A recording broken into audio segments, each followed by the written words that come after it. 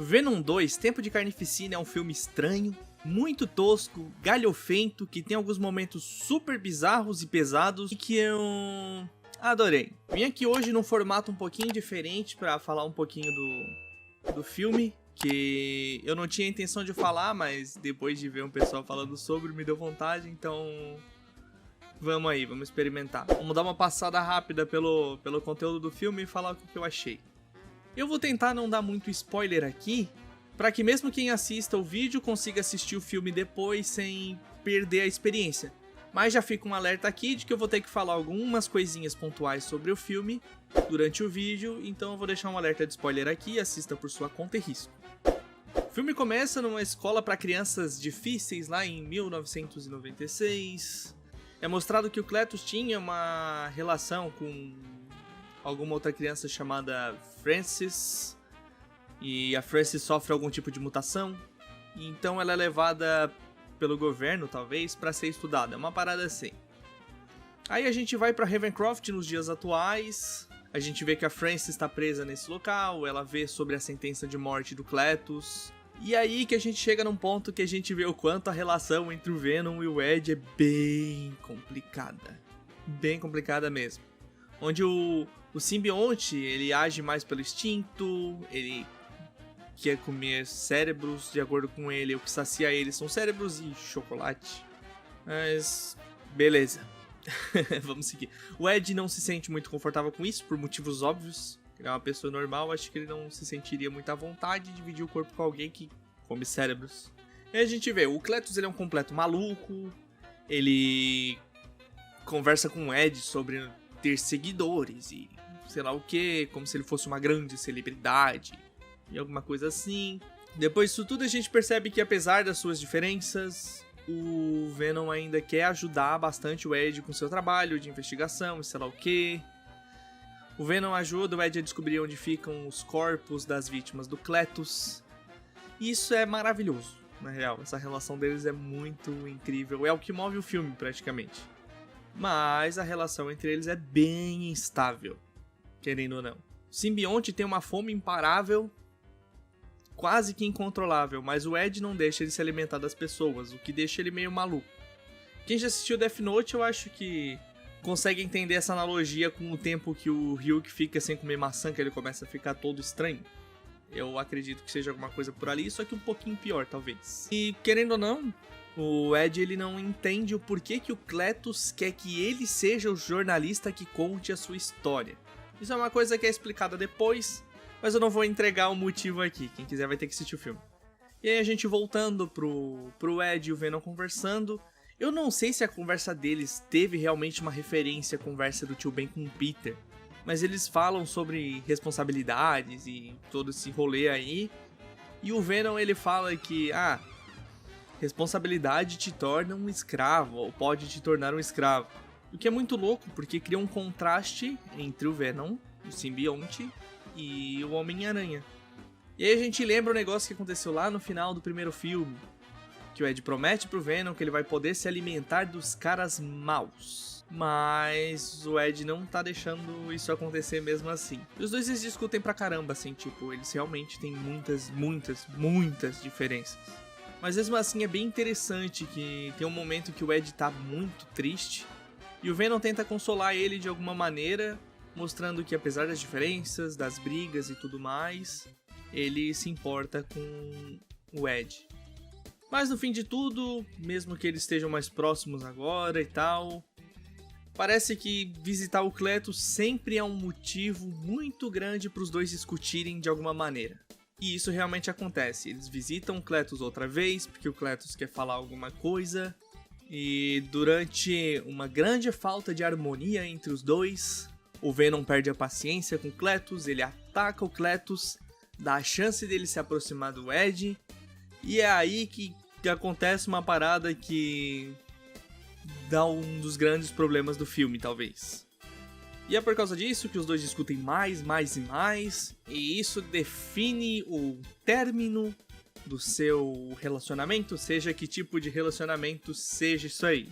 E é muito louco como eles terminam realmente, tipo, eles se separam, vai um pra cada lado, eles passam boa parte do filme separados mesmo. Não boa parte, mas uma parte. E agora vamos falar um pouquinho do vilão principal, o Carnificina. Cara, ele é aterrorizante, ele é intimidador, ele conseguiu me deixar aflito como poucos vilões conseguiram me deixar ultimamente, porque ele realmente é um monstro aterrorizador. A maneira como ele se porta, a maneira que ele ataca as vítimas, e até a sua aparência fazem jus ao seu nome. É um adendo especial aqui pra cena que ele se transformou pela primeira vez, que me deixou completamente hipnotizado. Eu não consegui parar de olhar por nada aquilo ali. E agora vamos voltar a falar um pouquinho do Ed e do Venom, porque querendo ou não, eles são os protagonistas do filme. E é bem interessante como é mostrado o quanto os dois são diferentes depois da separação. O Ed, ele tenta uma vida simples, ele fica sozinho, ele passa muito tempo sozinho mesmo, como se ele fosse uma pessoa extremamente solitária. Mas dá de ver que ele não tá necessariamente feliz assim. E em contrapartida, o Venom é aquela pessoa que tenta esconder suas mágoas na loucura e na curtição, em festas e ficando muito louco.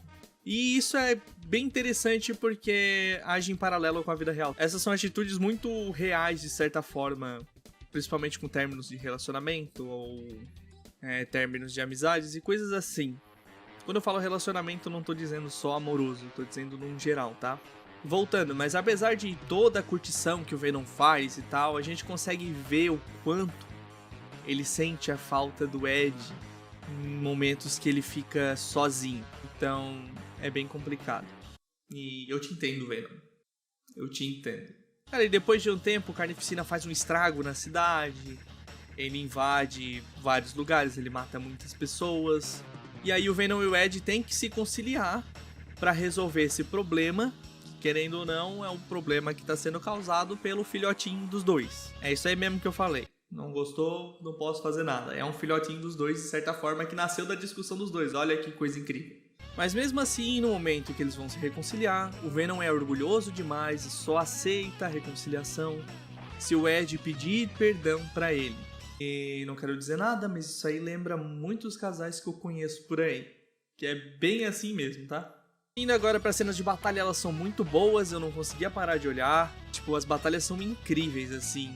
Coreografia muito louca, toda essa... Tem uma transição entre transformação de Venom e Ed, e Cletus e Carnificina durante a batalha, que fica indo e voltando de uma maneira muito louca. E, tipo, só fiquei maravilhado e hipnotizado olhando aquilo ali, eu não conseguia parar de olhar.